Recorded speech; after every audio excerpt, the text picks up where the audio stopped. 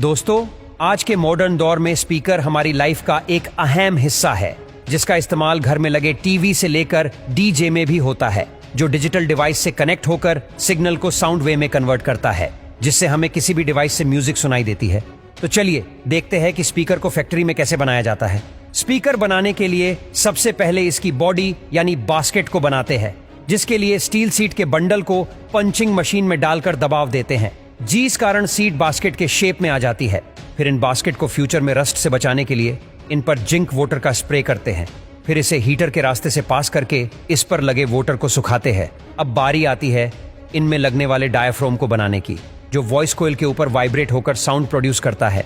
इसे बनाने के लिए सबसे पहले वेस्ट कार्गो पेपर को क्रशिंग मशीन में डालकर इन्हें छोटे छोटे पीस करके बाहर निकाला जाता है। फिर एक कंटेनर में वाटर डालकर पेपर के छोटे छोटे पीस के साथ मिक्स करते हैं, ताकि ये पल्प के रूप में आ जाए।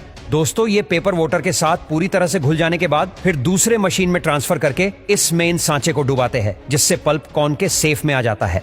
अब पानी छन जाने के बाद कॉर्न को बाहर निकालते हैं। फिर इसे दूसरे मशीन में डालकर दबाव देते हैं, जिसे कॉर्न डायफ्राम के स्ट्रक्चर में आ जाता है। अब इस पर 2 वायर अटैच करके डायफ्राम को पूरी तरह से तैयार कर लिया जाता है। अब बारी आती है असेंबली की। अब मैग्नेट की बॉटम प्लेट पर ग्लू लगाकर फिर इन दोनों को चिपकाकर ऊपर टॉप प्लेट को रखते हैं और इस पर बास्केट लगाकर स्क्रू से टाइट करके फिर कोयल पर ग्लू लगाकर बास्केट के बीच में सेट करते हैं। दोस्तों, इसी कोयल में करंट देने पर कोयल वाइब्रेट करने लगता है। फिर स्पाइडर पर ग्लू लगाकर कोयल के ऊपर चिपकाते हैं, जो वॉइस कोयल को सेंटर में रखकर अपनी जगह से हिलने नहीं देता।